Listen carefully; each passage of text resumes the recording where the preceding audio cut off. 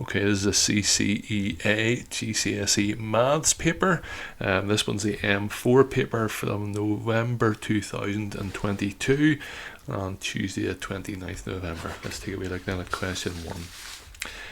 A ball is dropped from a height of 2.5 meters above the ground. Each time it hits the ground, it bounces to 3/5 of its previous height. Kevin says that after it hits the ground for the third time, it will not bounce above half a meter. Is Kevin correct? Show your working. So every time it bounces, it only goes to 3/5 of the previous height. So this here, it's at 2.5 meters, and if we go 2.5 times 3/5, that'll tell us where it goes to then for the next bounce. So 2.5, I'm going to put it in then as 0.6, which is my 3/5. So that then gives me 1.5. Hope you can see that. So after the first bounce, then it goes to 1.5. Next one, 1.5 now times 3/5.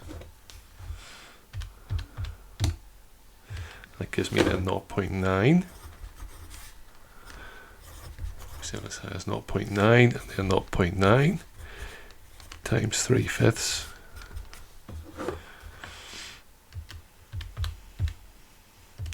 That gives me then 0.54. So the third time after 3 bounces, 1, 2, 3 bounces is now 0.54. Kevin says it won't bounce above half a meter, so he is just wrong. It's 54 centimeters, which is just above half a meter. So the answer then to that one is no. Kevin is not correct. 2 points 4, 8 and QXY are joined to form a straight line. The midpoint of the line is 1, 7. Find the coordinates of P. You can either use the formula here, so we have a midpoint formula where we can kind of work out one end of it, which is what we want, or just take a wee diagram to try and make a reasonable stab at it. So it's the point 4,8. That's round about here, so that's the coordinate 4,8. This is P. And then the midpoint is 1, 7, so it's 1 across 7 up. So hopefully you can see that. So that means the point Q must be the same distance away again, so it's going to be over here somewhere. And that's kind of what we're looking for. So I can see to get from here to here, we're going across 3. How do I know that? Because it's going from the x-coordinate of 4 to the x-coordinate of 1, so it's across 3. So this is now going to be another 3 across. So that's going to take me then to -2. And then it's gone down 1 because it goes down 1 across 3 because it goes from 8 to 7. So we go down another 1 and across. So that means then it's down to 6. As I say, you can use the formula if you wish. No issue with that. I just prefer to do it that way.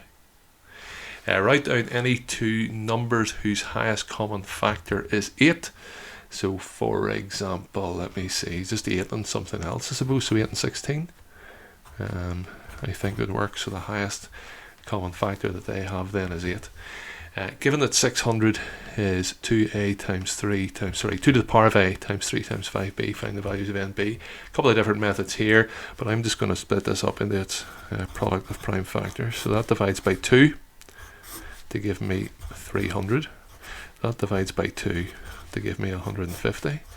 That divides by 2 to give me 75. Doesn't divide by 2 anymore, so divide by 3 to get 25, divide by 5 to get 5, and divide by 5 to get 1. So that means we know 600 is 3 of those 2 cubed, so our a then must be 3 multiplied by 3 multiplied by 5 squared. So in this case then a is 3 and b is 2. Mary and Anne both go to the shop, each with the same amount of money. Mary buys 7 bars of chocolate at y pence each and receives 19p change. Anne buys 5 bars of chocolates at y pence each and receives 65p change. By forming and solving an equation, work out how much money each girl had going to the shop. You must show all your working. So it's going to be 7y plus 19 equals 5y plus 65. Now I'd ask you to put the equation down here, so just write that in. 7y plus 19 is 5y plus 65. I'll go up, back up now and do our sums. Taking away 5y from both sides gives me 2y plus 19 is 65. That gives me 2y is 46 and y is 23. So 23p effectively then for a bar of chocolate. How much did they have? Hello, going to the shop. So it's 7 times 23 plus 19, or if you want 5 times 23 plus 19.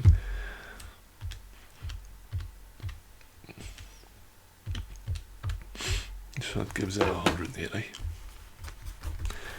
So each girl had £1.80.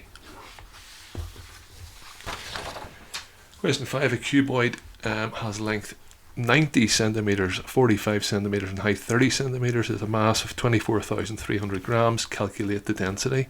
So density is mass over volume. We have the mass, so we just need our volume. So volume then is 90 times 45 times 30.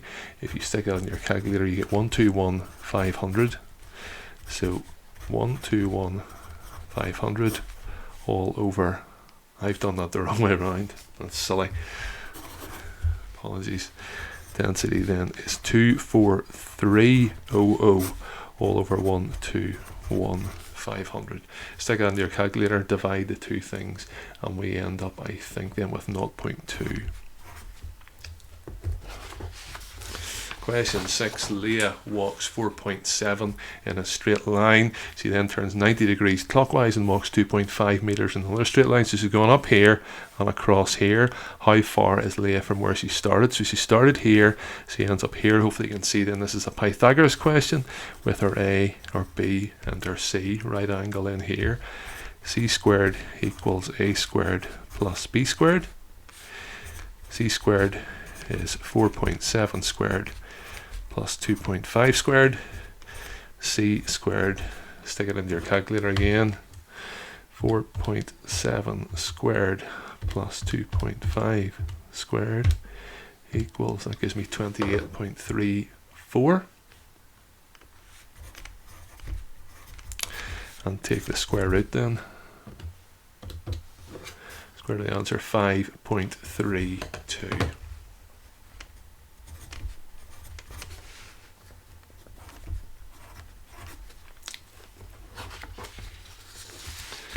Front door of Martin's house is wooden. The top of the door is a semicircle. It is a window in the shape of a rhombus as shown in there. I'm going to find the area of the wooden part. So I can see what we're going to do here. We're going to find the area of the whole thing. So that involves in the rectangle and the semicircle, and then we're going to take away the rhombus after that.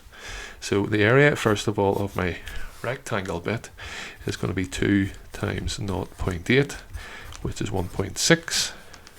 The area of the semicircle, area of a circle is of course pi r squared, so I'm going to go a half pi r squared for my semicircle, so that's a half times pi times, now we need to be careful here, here's our semicircle here, and we want the radius, so the radius is from here to here. Can we see that that's going to be 0.4? I hope we can, because that's 0.8 down there, so that's going to be 0.4 squared. We have that.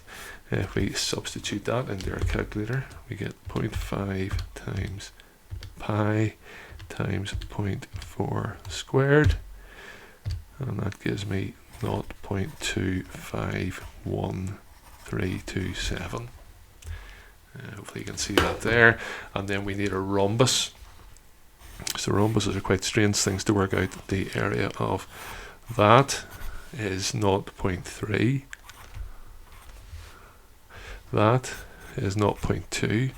There's a couple of, you could split everything up into wee triangles and kind of work it out like that, but it's effectively this times this divided by 2, because if you're just, it's a bit like find the area of that rectangle and then realizing it's half of it. So it's going to be a half times 0.2 times 0.3, and that then gives us 0.03. So the required area then, that's shorthand for required area, is 1.6 plus 0.251327. So that's this bit and this bit, and then take away 0.03. Put that in your calculator, take it away, you get 1.82, then the 2 decimal places. 1/3 of the pupils in the school are girls. 15% of the girls are in the senior school. There are 306 girls in the junior school. How many pupils are in the school? Okay, so if there's 306 girls in the junior school, that represents 85% of the girls. So 85% is equal to 306. 1% then is 306 divided by 85. So that gives me 3.6. That means 100%. Now this is just of the girls, remember? Then it's going to be 360. It says 1/3 of the pupils are girls. So 360 times by 3 then is 1,080.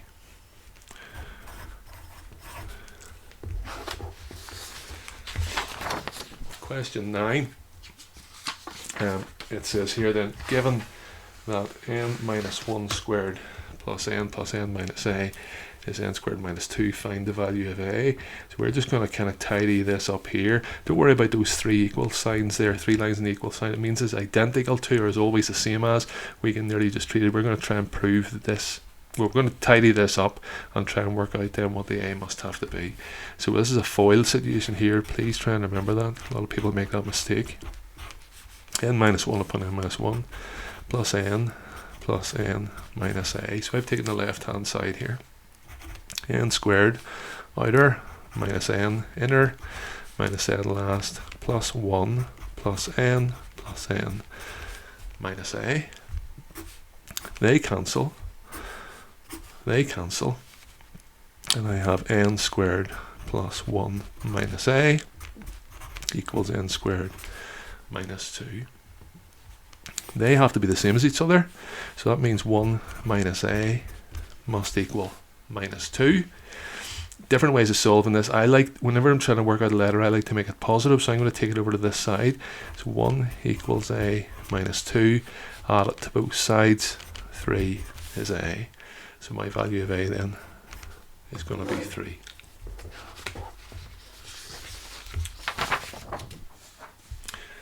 Question 10. A line L passes through the points with coordinates 0, 2 and 2, 8. Find the equation of any line parallel to this line. So we're sort of going to work out the equation of this line and then just find one parallel. So we need the gradient, and we have 2 points in the line. We're going to use our gradient formula. So our gradient is y2 minus y1 all over x2 minus x1. I'm going to have this as coordinate 1, this is coordinate 2. So being careful here with our coordinates, y2 then is the y coordinate of the second one. So that's going to be 8, take away 2, so that's that 2, all over 2, take away 0, and that gives me 3.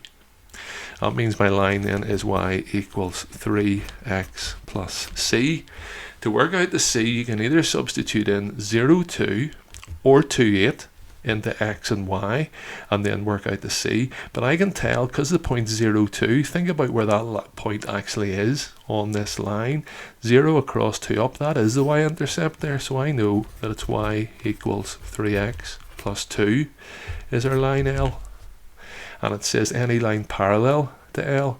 If it's parallel, then the gradient is the same, so this needs to remain a 3, and then any number other than 2. So for example, y equals 3x plus 1. Question 11. When the square of the number n is added to double the number, the total is 24.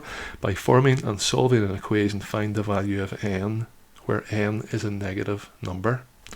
So when the square of a number n, so that means n squared, is added to double the number n, so that's plus 2n, the answer is 24. So coming up with that, I nearly think is the hardest thing. After that, I hope you can see we just have a quadratic to solve. The way most people solve quadratics is to get everything to one side, as follows. And in this scenario, then we're going to try and factorize. You could use a formula, of course, but I can see it's two numbers that multiply to give minus 24 and add to give 2. So it's some sort of form of 6 and 4. So it's going to be n plus 6, then minus 4.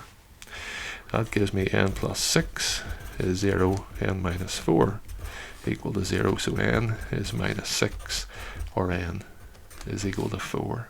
They've said that the answer is a negative number. N is a negative number, so it's going to be this one here. My equation then it asks for is n squared plus 2n is 24, and my answer then is n equals minus 6. Question 12. The frequency table shows the distance travelled to school by 80 teachers. Complete the cumulative frequency column for this. So 25 there, and obviously then 25 plus 8 is 33, plus 15 then gives me 48, plus 12 gives me 60, plus 10 gives me 70, plus 5 gives me 75, 78, and then 80. And then on to part B. On the graph below, draw a cumulative frequency graph for this information. And just be careful here that we're plotting the right thing. So it should be the upper bounds. Sometimes there's actually a fourth column here, says less than. And so there's 25 less than 5. So it's this here we are plotting against this here up the side. It's just a very common mistake. It's this number here. It's always the upper end. So we're plotting the point 5, 25, and 10, 33, and so on.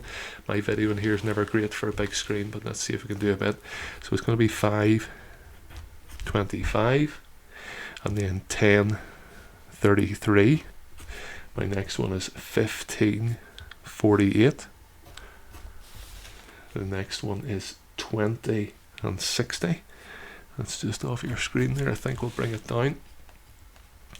Next one then is 25 and 70.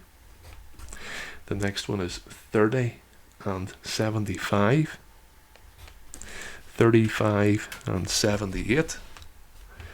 And 40 and 80. It's quite a strange shaped cumulative frequency curve here just because of the way the bottom of it works. But that's okay.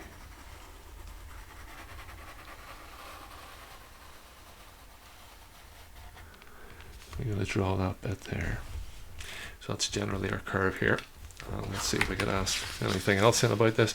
Use your graph to estimate the median distance. Again, this always feels a wee bit wrong here because of the shape of the graph and the way it's done. But our median, so there were 80, I think, was it 80 teachers maybe? And so we got to go across then at 40. So reading across then at 40. Going that way. Going down there, then that's reading off then. So that's 10, that's 15.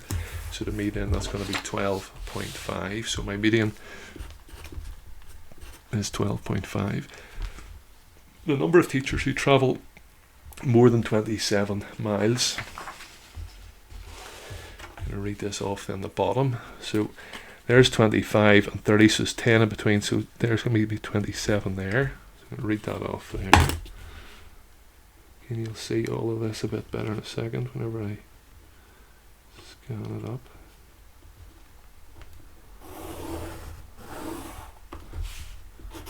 That's my line going up there until it hits. And whenever it hits,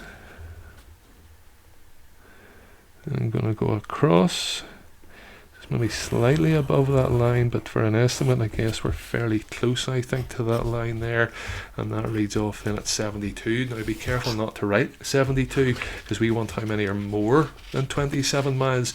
So 72 or 27 or fewer miles.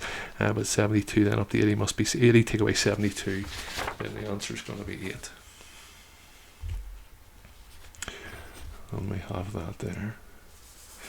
Airplane is flying at a height of 9,000 meters. The angle of depression from the aeroplane to a ship in the sea is 32 degrees. Find the distance from the aeroplane to the ship. Ship. And then aeroplane is up here. and my angle of depression then is 32 degrees. So that's that angle there. It says it's flying at 9,000. So that distance there is 9,000, but it's actually more helpful for us to realise that that's going to be 9,000 then as well. And that's a right angle, and we're trying to find this distance here. So that's a simple trig thing. So that would be O, that would be A, and that would be H. So we have O and we want H, so it's going to be sine x is O over H. Sine 32 is 9,000 over H. 8, and we can times through by 8 and divide by sine 32. Just be careful with that. Whenever the one you're trying to work out is on the bottom, it's just a wee bit tougher. And then 9,000 divided by sine 32 gives me then 16983.7. 16983 meters. Seems reasonable enough then for us there. Question 4. An equation used in physics is work equals force times distance. So work is done in joules, force in newtons, distance in meters. So work done is moving the car 12,500 joules. Correct the 3 significant figures. Car moves a distance of 215. Correct the nearest meter. Calculate the maximum and minimum force applied to the car. So force in this scenario, then we need to kind of rearrange this, is going to be W over D. So in order to make this a maximum, we want to make this big and this small. So our maximum force, so our work done, that's given to 3 significant figures. So if it was one higher, it would be 12600. So the halfway cut off is 12550. And then this is to the nearest meter, so that's 214.5. And if we work those out, that gives me 58.5081, I think. So let me see. Calculate the maximum thingy applied. So maximum force is 58.51. Unless I've been asked to give it to anything else I see, that's alright. And then the minimum force, want to make this one as small as possible, so it's going to be 12450 all over then 215.5, and that gives me 57.7726, or to fit in there, 57.77. Question 15. A Venn diagram shows information about 32 pupils in a class. By setting up and solving a quadratic equation, sorry, you can't read that, calculate how many pupils in the class play soccer only. So these are the ones that play soccer only, just this wee bit here, because they play both soccer and basketball. But importantly, to get us started, this plus this plus this plus this gives us 32. So that's how we set up our equation. 3x upon x minus 3 plus 5 plus x plus 1 plus x plus 6 is 32. That gives me 3x squared minus 9x plus 5 plus x plus 1 plus x plus 6 is 32. And that gives me 3x squared minus 9 plus x plus x. So that gives me minus 7x. So that's those all dealt with. That's that dealt with. 5 plus 1 plus 6 is 12. And then take away 32. So that then gives me minus 20 equals 0. So that's all we're solving. Let me see. We could use the formula here. Some people don't like it whenever it's not a 1x squared, but I'm going to try and factorize nonetheless. So we're timesing to give minus 60. That's the 3 times the minus 20. And they add then to give minus 7. So that's going to be some form I can see of 12 and 5. So I'm going to split my middle term in this scenario. 3x squared minus 12x plus 5x minus 20 equals 0. 3x upon x minus 4 plus 5 upon x minus 4 equals 0. If you're doing M4, you should be well used to solving quadratics.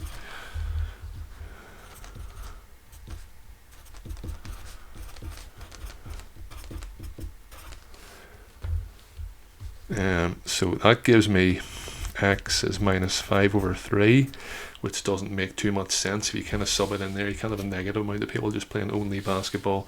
So the other one then is x is equal to 4. So how many people play just soccer? 3x upon x minus 3.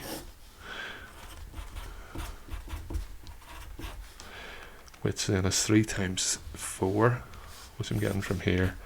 12 upon 4 take away 3, which is 1.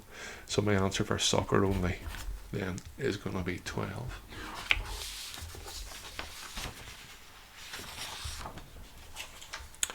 Factorize fully. So let me see, 7 goes into both of those, so I'm going to take it as 7, and it gives me a 9x squared minus 4. Of course, they're not going to give us 3 marks for that, so we'll have to try and spot the difference of 2 squares there. So that's now going to be 7 upon 3x plus 2, 3x minus 2.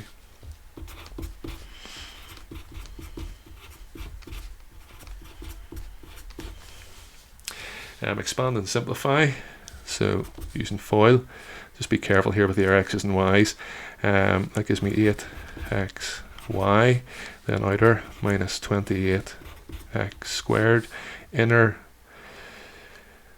minus 2y squared, last plus 7xy. If you've done it right, it's easier just if you kind of keep your x, y's kind of alphabetical, then it's easier to spot that those are actually like terms. So we're left then with 15xy minus 28x squared minus 2y squared. That's our final answer.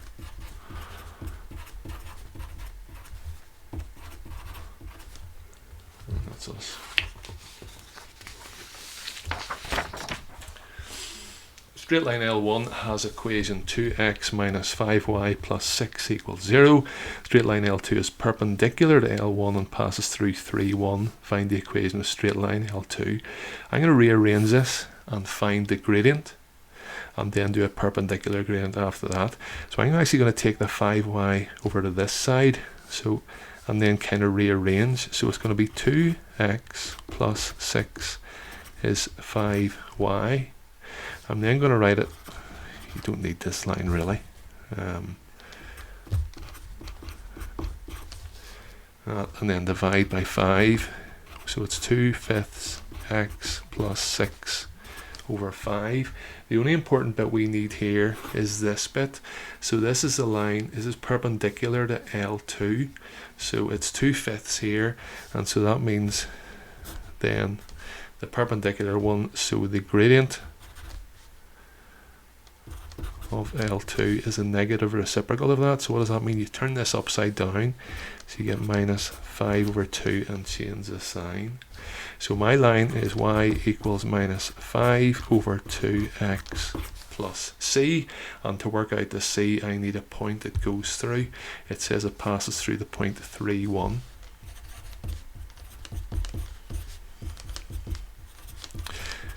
That is 1, so that's 1 equals minus 5 over 2 upon 3 plus c. 1 equals minus 15 over 2 plus c. See what it did? 3 times the 5. That's 7.5. So I'm adding here, and I get then 17 over 2, or if you want, 8.5.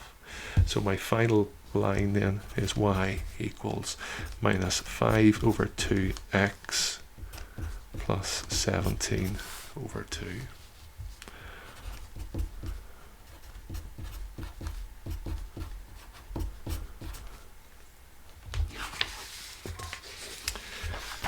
Okay. Question 19. good old circle theorems in the diagram above. QR equals RS. QR, no, equals RS. Sorry, those are both the same length, so that's an isosceles triangle. And PQ is parallel to SR. TPV is a tangent, that's okay, and SPV then is 52. Find the size of SPQ, explaining clearly each step of your solution. I always suspect to start with 52 here, then alternate segment theorem. I would have thought then, so it's going to be that one there. You need to be careful there, remember it's not going to be here or anything like that, so it's this here. So if we write then SQP, let's move it up so you can see, equals 52 degrees by alternate segment theorem. That's a tough one. Now we have a wee bit of stuff here to do as well. So what are we asking us to find? Find the angle SPQ. So SPQ, is that what they want?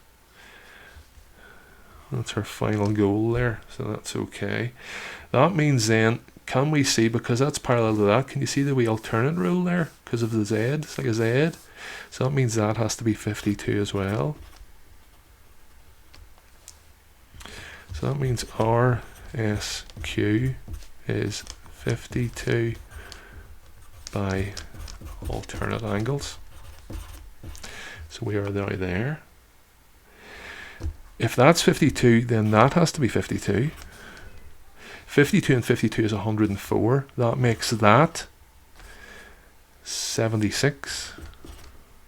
Are we happy with that? That's an isosceles triangle. Those two angles are the same. Add them together, take away from 180. So let's write that down. That means QRS is equal to 76 because it's an isosceles triangle. And we're nearly there. Can we see the cyclic quadrilateral here? So that means that SPQ, which is the one we needed, is equal to 180 take away 76, which is going to be 104. And the reason for that is opposite angles in a cyclic quadrilateral. So that equals 104 degrees. 6 marks for that there. Actually, it's quite a tough one.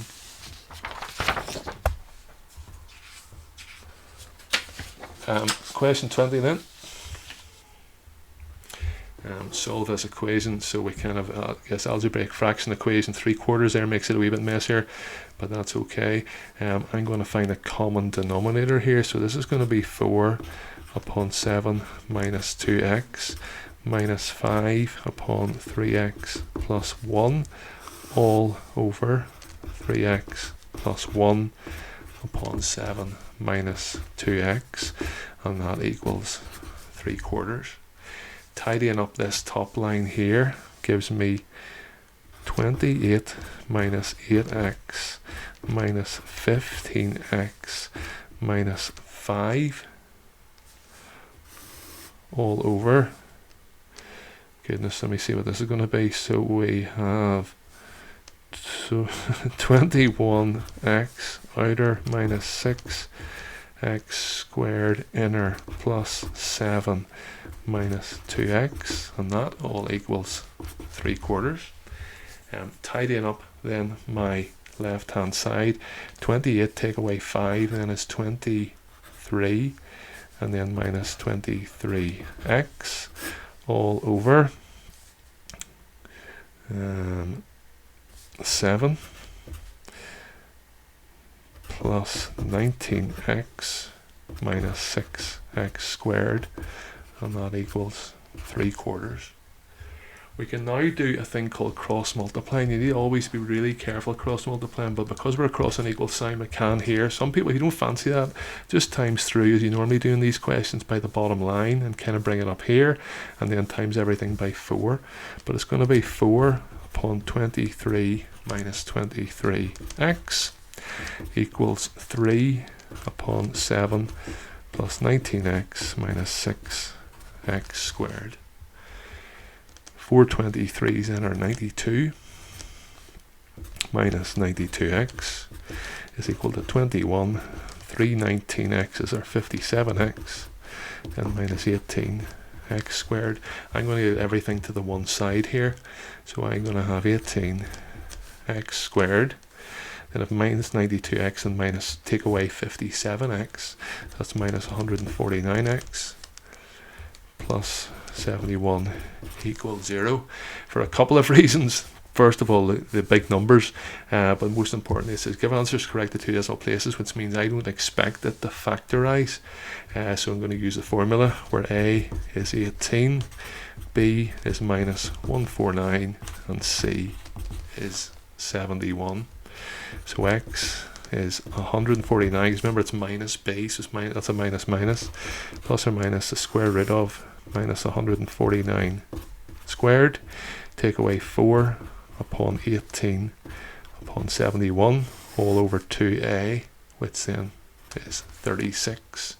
If you put that into your calculator, and again I'm leaving this to you, 149 plus, work it out, you get 7.77, or you get x then is 0.51, or your two possible solutions. So 7.77 or 0.51.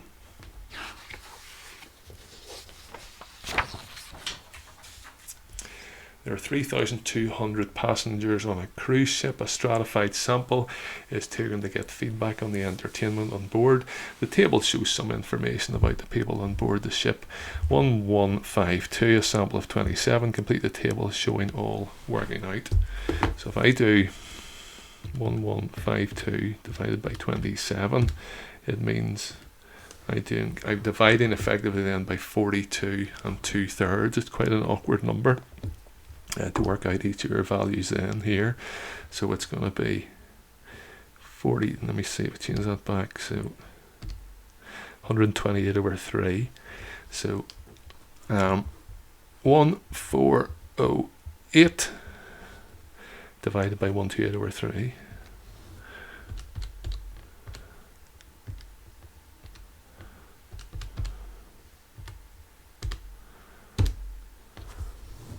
And I end up then with 33. So at least that's a decent number. 640 divided by 128 over 3. And we end up then with 15. Because whenever you divide that by that, you're expecting a nice number, but it's not, but it's okay, it makes it work. The other thing you can do is, find your total, whatever percentage we have, and work out then from there. So those are all fine. That means it's 60 with, I think, is a sample then of 75 people. I'm not sure if that's not required or anything like that, but that's what we'll have. Okay. Histogram shows information about the weights in kilogram of some newborn babies, so that's what we have here.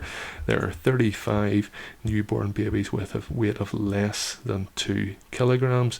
Calculate an estimate for the number of newborn babies with weights between 2.5 and 4.5. So the area here is going to be 35. I can see there, I hope you can see that this looks, so these are the wee notches here. So if we kind of call that x, then that distance there will be 4x. This is one way of doing it. I think it's how the mark scheme have done it as well. So 1.5 times x, I'll show you this in a wee second, plus 0.5 times 4x. And that gives us 35. 1.5x plus 2x is 35. 3.5x is 35. And then x is 10. That means each of these are going to be 10 for frequency density, isn't it? Or sorry, let me think this through. So we have that in terms of our 10. Give me a wee second here, like sort my pencil. So we're asked between 2.5 and 4.5.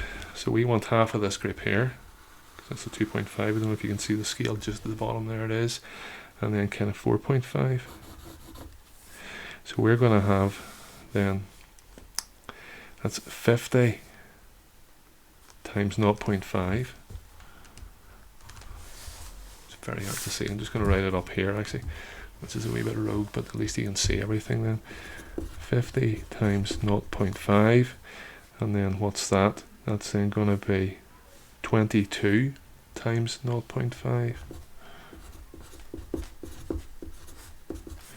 plus, so that was my 22, plus 14 times 0.5 plus 6 times 0.5. And we can do that nearly in our head. 6 plus 14 is 20. That gives me 42. That gives me 92 times 0.5, which gives me then 46. I don't recommend writing on this. I recommend laying out your work a bit better than me and having the 46 down there, then like that. So on to part B then. Part B, then calculate an estimate for the median weight of the newborn baby. So we need to work out then how many we had in total. Now we've sort of done parts of that before, but we know that's 10. So I guess we're kind of working on our error. So 10 times 1.5, so there that bit's 15. 0.5 times 40, so that's 20. 1 times 50, so it's 50 in this group here. A half times 22, so that's 11. A half times 14 is 7, and 1 times 6 is 6. So our total then for that, if you add all those up, then is going to be 109. So we want the median then of the 109 values. So the median is going to be 109 plus 1 all over 2. So that means it's the 55th value that we want. So 15 and 20 take me to 35, so it's going to be in this one. So we're in 35 here and we want the 55th, so we want 20 of the way into that group there, so starting at the 2, so we want 20 50ths of the way into this 2 group. So my median then is going to be 2 plus 20 50ths times 1, which is the size of the group. Sorry, I'm showing you, can't see it in the video of that. So it's 2 effectively then, just plus 2 fifths, and so 2.4 then is our estimate then for the median. Calculate an estimate for the interquartile range. So again, give me a second with that. Lower quartile then, so it's going to be 55 plus 1, because that's our median, then over 2, so we're looking then for the 28th value. So let's check and see where that's going to be. We have 15 here, so the 1.5 are cut off here, and we want up to 28, so we need the 13th value in this group. So it's going to be 1.5 plus 13 20ths of the 0.5. So the 28th, the lower quartile, is then going to be 1.5 plus 13 20ths times 0.5. If you check out in your calculator, you get 1.825.